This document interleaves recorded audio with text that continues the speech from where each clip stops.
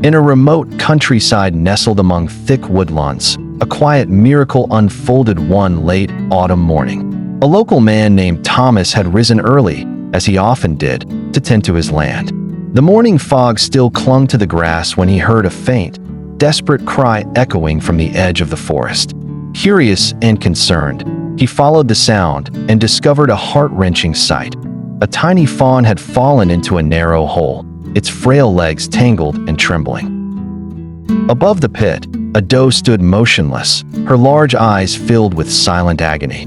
She watched from the ridge as her baby struggled below, too young to escape on its own. Thomas wasted no time. With gentle hands and a steady heart, he climbed down and scooped the frightened creature into his arms. It quivered against him, wild and confused, but didn't resist. As he lifted it to safety, the mother deer took a cautious step forward, sniffed the air, and recognized her baby. What happened next was something Thomas would never forget. Instead of vanishing into the forest, the mother deer lingered, her eyes meeting Thomas's. She didn't run, not even when he stepped back to give her space. She stood there, calm and still, watching.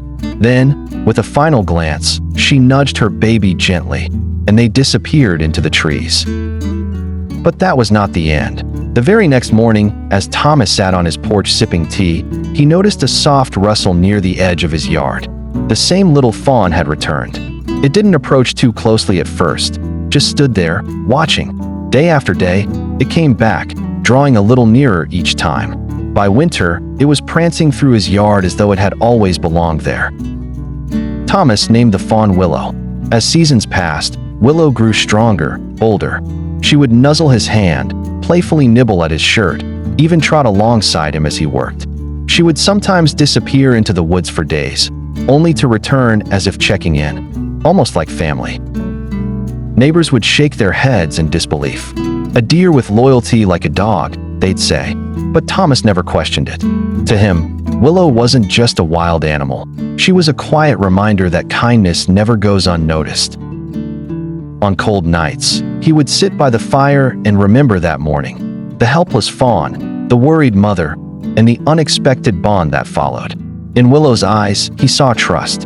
In her visits, he felt gratitude. And in her presence, he found something rare and pure, a connection to the wild, unspoken and deep, that warmed his heart even through the longest winters.